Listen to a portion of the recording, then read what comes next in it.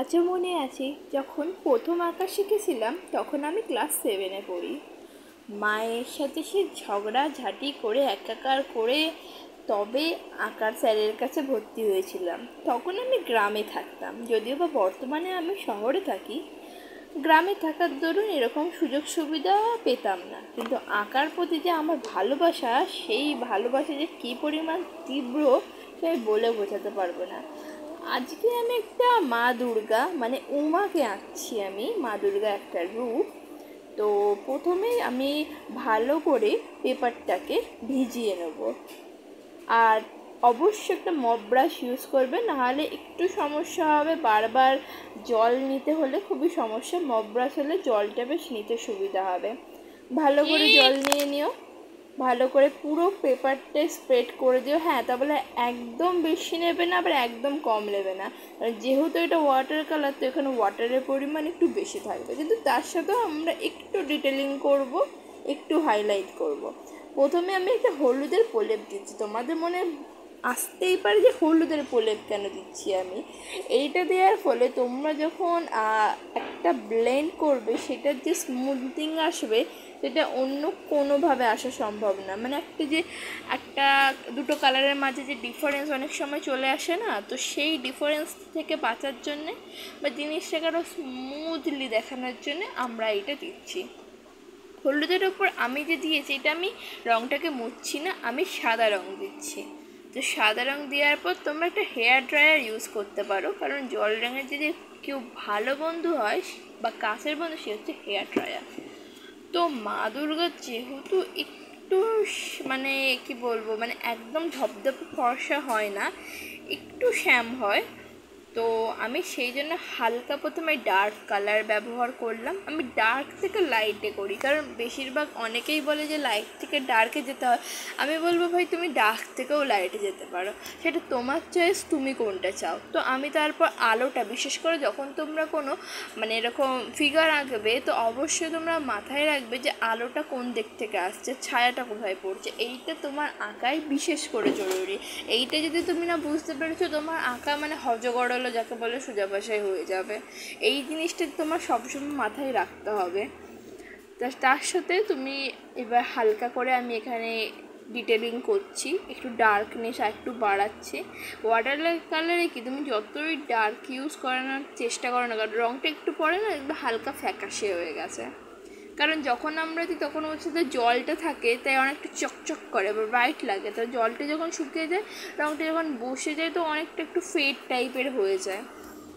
তো দেখছো যে একদম আস্তে, মানে একদম সরু তুলি ব্যবহার করবে, মানে একদম জাস্ট বর্ডার, জাস্ট হালকা করে দেখিয়ে দিলে যে হ্যাঁ এগুলো ডার্ক পজিশন। তারপরে ভালো করে হেয়ার ড্রায়ার দিয়ে শুকিয়ে নিতে পারো। আর তারপর এবার আমি যেহেতু নিচে কলা পাতার ওপর মা বসেছে, তো আমি কলা পাতাটাকে পুরোভাবে হলুদ রঙে ঢেকে দেবো, যাতে আমার এখানে কচি কলা পাতার রঙটা আসতে খুবই সুবিধা হবে। আর একটা গোপন টিপস হচ্ছে, জল রঙ করার সব থেকে বেস্ট টাইম কি মনে হয় তোমাদের? গরমকাল, শীতকাল, বর্ষাকাল, বসন্তকাল। সব থেকে পারফেক্ট যদি কোনো ঋতু হয়, সেটা হচ্ছে বর্ষাকাল। কারণ তখন বাতাসে আর্দ্রতা থাকার ফলে মানে তোমার কাজটা না খুব সুবিধা হয়, তাড়াতাড়ি রঙটা শুকিয়ে যায় না, তুমি একটা টাইম পাও। তো আমি এবার ব্যাকগ্রাউন্ডটা একটু ডার্ক করছি, কারণ যেহেতু মানে এক ছাঁচের ওপর এটা একটা মাঠ, তো দেখানোর জন্য আমাকে ব্যাকগ্রাউন্ডটা ডার্ক করতে হবে, যাতে সামনের মানুষটা হাইলাইট হয়, খেলে ওঠে। তো পর্দার কালারও আমি একটু চাপা রাখবো। তো প্রথমে আমি লাইট টোন দিয়ে দিলাম, তারপর আমি দুদিকেই দুটো পর্দা আছে, তাই আমি ভালো করে লাইট টোন দিচ্ছি। তো তোমরা আমাকে কমেন্ট করে জানাতে পারো যে তোমরা কারা কারা জল রঙ করো বা ফিগার এরকম আঁকতে ভালোবাসো, বা এরকম এস্থেটিক টাইপের আঁকতে খুব বেশি ভালোবাসো। আমার তো এরকম আঁকা প্রচণ্ড পরিমাণে ভালো লাগে। তোমরা জানিও, বা এরপরে তোমরা কীরকম ভিডিও চাও অবশ্যই জানিও। আর যেহেতু এখানে পেছনে আমি একটু মানে কি বলবো, একটু এক ছাঁচের ওপর করার চেষ্টা করেছি, তো সেই জন্য আমি এখানে একটু মাটির রঙ, একদম কাদা মাটির রঙটা দেওয়ার চেষ্টা করেছি, যাতে জিনিসটা আরও বেশি মানে একটু ন্যাচারাল লাগে, মানে যেরকম আমরা দেখি কাদা মাটির ইউজ বেশি হয়। এবং নিচে আমি কলা পাতার রঙটা করে দিলাম। তোমাদের সাথে কথা বলতে বলতে অনেকটা কাজই প্রায় ফিনিশ হয়ে গেছে।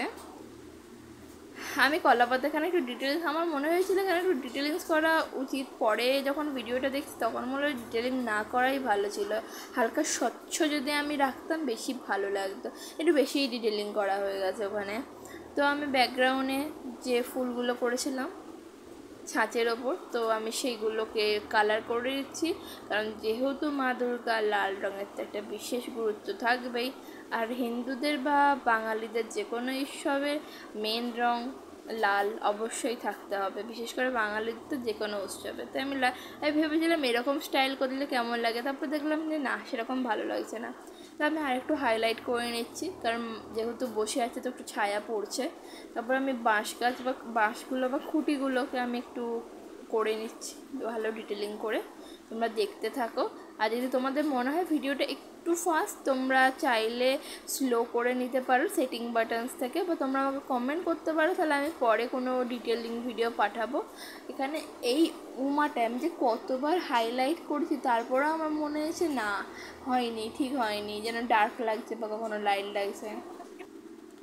তো অবশেষে যেখানে পৌঁছে গেছি পদ্মতে, কারণ মা দুর্গার পুজোতে পদ্ম কতটা, 108টা পদ্ম লাগে, 108টা পদ্ম তো আঁকা সম্ভব নয় এখানে। তাই আমি আমার মনের মতন যতগুলো পেয়েছি দিয়েছি। আর একটু আমি বর্ডার দিয়ে একটু মানে শাড়ির ভাঁজ বা একটু কোমরের ভাঁজগুলো দেখানোর চেষ্টা করেছি। আর একটু আমি বেশি ডিটেলিং করেছি। এবার ডিটেলিংয়ে চলে যাচ্ছে চুলে। চুলে প্রথমেই কখনো ডার্ক রং দেবে না, কারণ ডার্ক রং যখন শোকাবে না ফেড হয়ে যাবে। দেখো এখানে দেখতে পাচ্ছি কোনো ফেড হয়ে যাচ্ছে। তো তোমরা যদি হালকা একটু ব্রাউনিশ কালার দেওয়ার পর যদি ডার্ক কালারটা দাও না, ডার্ক কালারটা এত সুন্দরভাবে খেলে উঠবে না, মানে সেকেন্ড টাইম আর ইউজ না করলেও তোমার চলে। এবার তার সাথে একটু ডিটেলিং করছি, হালকা এলোমেলো চুল, তোমরাও ফেলে দিতে পারো। তো অবশেষে মায়ের সিঁদুরদান হচ্ছে এখানে। তো সিঁদুরদান এখানে একটু ডার্ক হওয়ার পর তোমরা জল দিয়ে একটু মানে একটু কী বলবো মার্চ করে নেবে। এবার যেহেতু প্রথমে আমি এই কাজটা হলুদ রং দিয়ে শুরু করেছিলাম, তাই চোখগুলো হলুদ হলুদ ভালো লাগবে না, তাই আমি সাদা রং দিয়ে চোখগুলো একটু সাদা করে নিয়ে একটু হালকা চুলে ডিটেলিং করছি, একটু আলো পড়ছে এরকম টাইপের। তো তার সাথে আমি ব্যাকগ্রাউন্ডে আর কিছু একটু ডিটেলিং করছি, তোমরা চাইলে করতে পারো বা এটা স্কিপ করতে পারো। তারপর মায়ের তো আসল সৌন্দর্য ওই টানা টানা চোখ, ওই চোখ দেখলেই মানে ঘায়েল যাকে বলি আমরা সবাই। তো এই কাজটা এত সুন্দর, কিন্তু এর ভেতরে এত মানে সিম্পল দেখতে হলে এর ভেতরে এত বেশি ছোট ছোট মানে ডিটেলিং আছে না, মানে কি বলবো, করতে করতে আমার হাত লিটারালি ব্যথা হয়ে গেছিলো। মানে ভাবছিলাম ভাই এই আঁকাটা কত বড়, শেষই হচ্ছে না, এইটুকুনি আঁকা ভেবে ধরেছিলাম কিন্তু শেষই হচ্ছে না। অবশেষে শিউলি ফুল ছাড়া তো মা দুর্গার পুজো হয় না। তো দেখে নাও কেমন হয়েছে, অবশ্যই আমাকে কমেন্ট করে জানিও। আশা করছি তোমাদের এই ভিডিওটা ভালো লেগেছে। তো দেখা হচ্ছে পরের কোনো ভিডিওতে। আর অবশ্যই আমাকে কমেন্ট, লাইক আর একটা সাবস্ক্রাইবার প্লিজ করে দিও। টাটা।